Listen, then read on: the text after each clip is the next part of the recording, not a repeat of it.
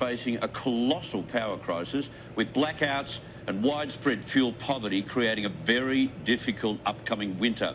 With the UK relying on gas to heat 80% of all households and the supply of gas reaching emergency levels, as we know, across Europe, power bills have tripled and are predicted to go even higher. All those net zero promises by 2050 seem rather irrelevant at the moment. Joining me now live from London is former Brexiteer and now broadcaster Nigel Farage, who'll arrive in Australia later this month. Nigel, I hope you're planning to stay in Australia for the British winter. I can only imagine how cold it's going to get when the gas runs out. Well, you're right. I mean, it's amazing, isn't it, that for a first world country, today's Sunday newspapers are full of whether we're going to have energy rationing or whether, if we do get a very cold winter in February, literally the lights could go out, which means no heating. It'll mean basically life will come to a stop and tens of thousands will die of cold. And all of this because 20 years ago, we passed a Climate Change Act.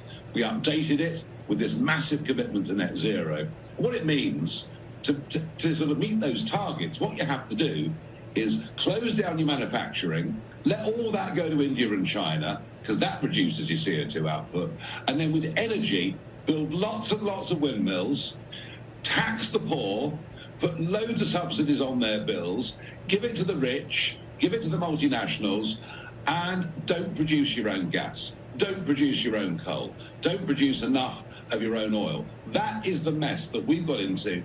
And the extraordinary thing is, you'd have thought this was all hard left socialist stuff. No, it's the British Conservative Party. Yep. It's Boris Johnson and others that have pushed this really, really hard.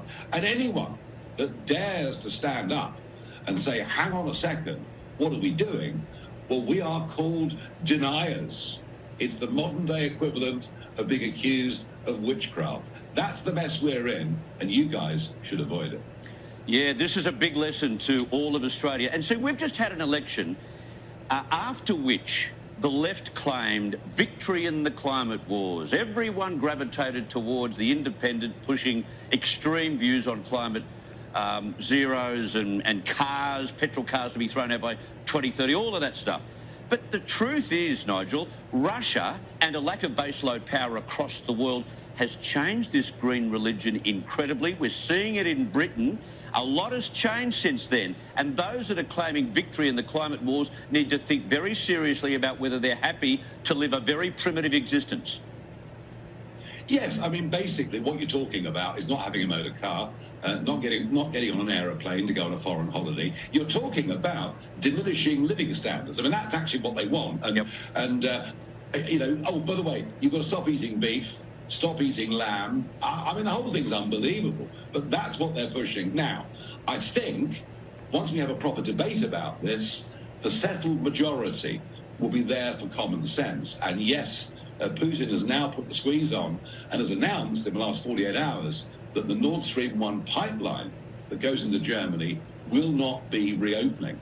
So Putin has frankly got the West by the short and curlies, and the West very stupidly doesn't produce its own energy. Some countries can't. We in the UK have gas reserves estimated to be worth $1 trillion, I mean it, $1 trillion, and we haven't as yet extracted a single barrel. So here's the problem. We get a new Prime Minister in the next 2 days. It's going to be Liz Truss, I've no doubt. Even if she says, right, I get it, let's become energy independent, it'll take a couple of years to get there. So goodness knows what happens between now and then. What a terrible, horrendous 2 years you'll face. Do you think, though, she's heading in that direction? Has the penny dropped for Liz Truss? Well, she says she's still committed to net zero. But we must produce more of our own energy. It's at least a step in the right direction.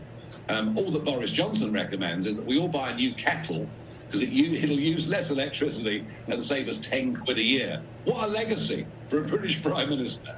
Let's see. I am certain there'll be very, very strong pressures within Westminster, within Whitehall, within Number 10 to try and stop her going for genuine energy exploration. But I think if enough of us, as commentators, broadcasters, politicians and newspapers, if enough of us shout loudly, I think something will get done. Whether it'll be enough remains to be seen. Yeah, it has